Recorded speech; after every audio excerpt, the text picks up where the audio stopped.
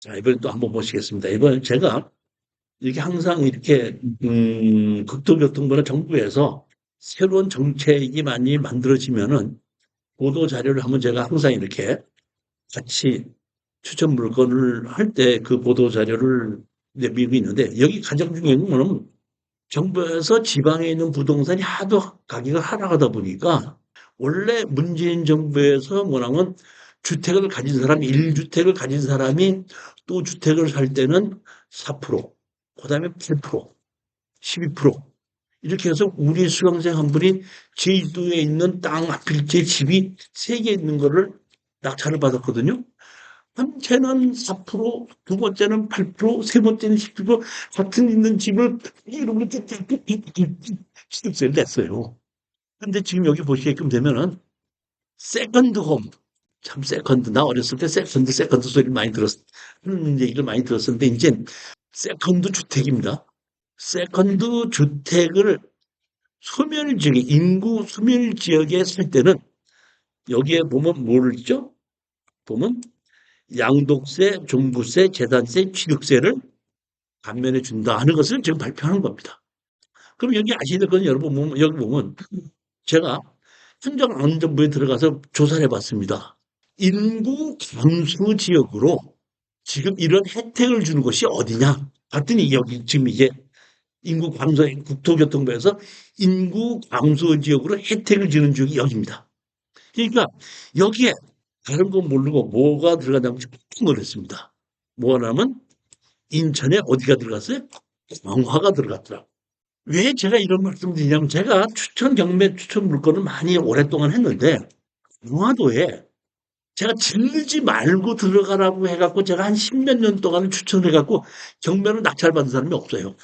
강화도. 그만큼 서울 사람들이 가깝게 접근을 해서 투자를 많이 했던 것이 강화도이기 때문에 경매는 낙찰받기가 어려웠는데 강화도에 인구 소멸로 해가지고 지금 이런 특기를 준다는 걸 보고 조금 놀라웠습니다, 보면. 그래서 오늘 제가 강화도에 있는 물건을 2개를 골랐는데 하나는 지금 하는 건 땅만 골랐고 또 하나는 주택을 고른 것이 있습니다. 왜 골랐느냐? 여기 얼마죠? 49%까지 하락을 했기 때문에. 여기 토지가 3필지인데 대지가 있고 묘지가 있고 묘지가 있습니다. 그러니까 3필지가 다 경매를 넣었는데 대지 1필지, 묘지 2필지입니다. 자, 박사장님, 묘지가 좋아요? 대지가 좋아요? 건드리는 게 좋죠. 예를 들어서 대지와 묘지의 감정 가격이 대지는 비싸고 묘지는 하락했다 그러면은 집을 짓는 데는 지목과는 관계가 없거든요.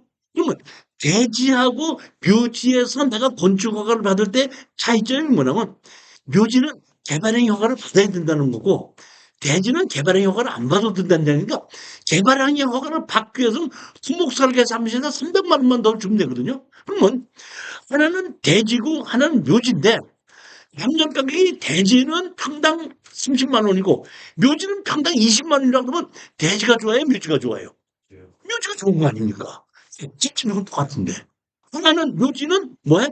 개발행 허가를 받기 위해서 목설계하시면서 300만 원만 더 준다는 것만 들어요. 근데 임야나 농지는 달라요.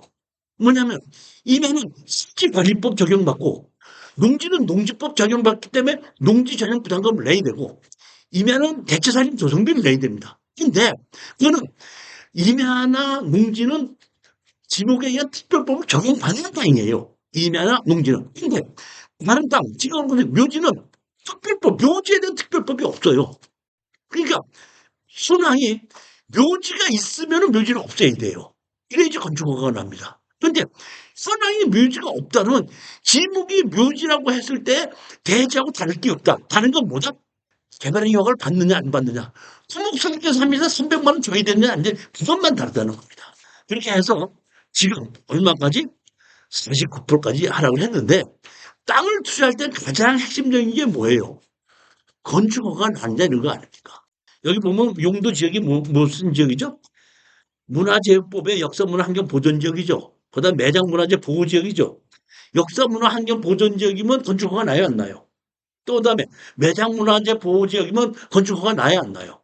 난다 안 난다는 못하고 문화재청에서 결정을 해야 되는 겁니다. 그러니까 내가 건축허가를 받는다 그러면 건축가에서 문화재청에다 보내요. 그럼 문화재청에서 그건 된다 안 된다고 결정이 나는 겁니다. 여기 권리 분석을 보면 아무 문제가 없습니다.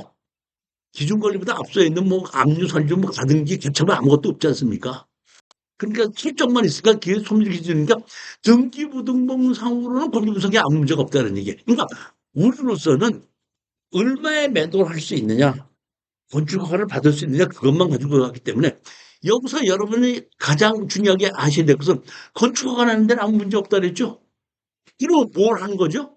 살 수 있게끔 인하를 하든지 건축허가를 받아서 매도를 하는 것이 좋은지 그냥 매매를 하는 게 좋은 것이지 아니면 현재 낙찰 받은 거에 감정 가격에 현 거래 가격의 70%나 85%에 매도할 수 있겠는지 여러분은 이것만 조사를 하시면 되는 겁니다. 이렇게 해서 거기에 맞춰서 입찰 가격을 쓰는 겁니다. 그러니까 이걸 아셔야 되건 땅은 내 돈 다 집어넣어야 되죠. 팔릴 때까지 한테 돈이 들어와야 안 들어와요. 안 들어오죠. 그렇기 때문에 땅에 투자하시는 분들은 감정 가격에 실거래 가격에 60% 이상 서는 남는 게 없습니다. 아셔야 되는 건 아까 공장 같은 거하고 달라요. 월세도 들어올 수도 없고 팔릴 때까지 기다려야 되거든요. 그러니까 팔리기 위해서는 분할을 해야 되든지 건축 허가를 받아놔야 되는데 이 땅 자체는 제가 보기엔 현재 있는 상태로는 제가 보기엔 이게 분할하기가 어려워요. 왜 분할하기가 어렵죠? 다시 말해 여기는 요게 하나가 묘지입니다. 도로가. 그럼 요 땅이죠. 요 땅 하나가 전부 다 한 사람이 사야 돼 잘라서 팔아야 돼요. 잘라서 팔으면 이렇게 잘라야 되겠죠. 이렇게 잘라야 될 거 아닙니까? 이렇게 잘라야 되는데 이렇게 잘라서 팔아야 되는데 그냥 잘라다 하면 안 잘라주기 때문에 이런 경우에는 두 사람이 같이 공동으로 같이 사는 겁니다. 같이 사가지고 공유물 분할을 해갖고 이렇게 잘라서 대지도 두 필지 팔고 있는 묘지도 두 필지로 만들어서 대지 묘지 잘라놓은 거 한 필지 대지 묘지 한 필지씩 이래서 매도를 해야 되기 때문에 이런 경우에는 나 혼자 산다고 해도 나 혼자 사지 않고 부부가 같이 사서 같이 나누는 겁니다. 그러니까 이런 준비를 연법할 수 있는 이런 준비를 먼저 한 것이 선행돼야지 우리가 수익을 올릴 수 있는 것이지 그런 매도하는 거에 대해서 생각하지 않으면은 우리가 낙찰은 받아도 수익을 조금 벌기 어려울 수 있다는 얘기다. 그러니까 그러한 것을 가지고 제가 설명을 여러분들에게 해드리는 겁니다. 여기 보면 이렇게 있는데 여기도 도로가 있지 않습니까? 근데 제가 이렇게 로드뷰를 봤더니 이 땅하고 이 땅하고는 높이 차이가 났기 때문에 이쪽에서 도로가 들어올 수가 없어요. 그러니까 반드시 이쪽에서만 도로가 들어와야 되거든요. 이쪽에서 도로가 들어와야 된다는 얘기는 예를 들어서 보면은 이렇게 분할한다고 할 때는 이쪽으로 뭐해?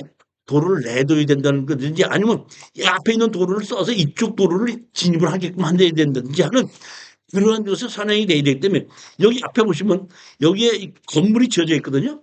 건물이 지어져 있고 여기 뭘로 돼 있죠? 도로로 돼 있다 그러면 이 도로가 여러분이 입찰을 하시기 전에 이 앞에 있는 도로가 도로 대장에 올라가 있다 그러면 내가 도로를 만들자고 이 앞에 도로까지 만들어서 분할해서 이 도로를 쓸 수가 있는 거고 이 앞에가 도로 대장에 올라가 있지 않다 그러면은 내 땅에서 도로를 만들어서 해야 된다. 이런 것까지 다 같이 거리 분석을 할 줄 알아야 된다 이런 얘기입니다. 자, 오늘 이렇게 해서 여기 땅이 이렇게 있고 집이 있고 근데 제가 아까 얘기했죠. 매장 문화재라고 그랬죠. 매장 문화재 건축허가 난다 안 난다는 거는 어디다 알아봐야 된다 그랬죠? 문화재를 알아봐야 된다. 근데 자 보십시오. 이 땅에 보면 여기에 다 건물이 지어져 있죠. 그러면 요 땅은 건물을 지을 수 있고 요 땅만 매장 문화재 때문에 건물 못 짓는 겁니까? 지역으로 보게끔 되죠. 그렇기 때문에 여기 근처에 만약에 집이 지어져 있지 않다 그럴 때는 문화재청에다가 이 매장 문화재에 대해서 건물을 짓 수 있는 걸 다시 한번 해야 되고 어떤 경우에 지표 조사를 해야 된다는 경우가 있습니다. 그런데 이미 우리 땅 바로 옆에 건물이 지어졌다는 얘기는 지표 조사가 끝이 났다는 뜻입니다. 그렇기 때문에 이런 매장 문화재로 지정이 됐다고 하더라도 우리가 건축허가 받는 데는 문제가 없다. 이렇게 판단해도 틀린 생각은 아니라는 겁니다.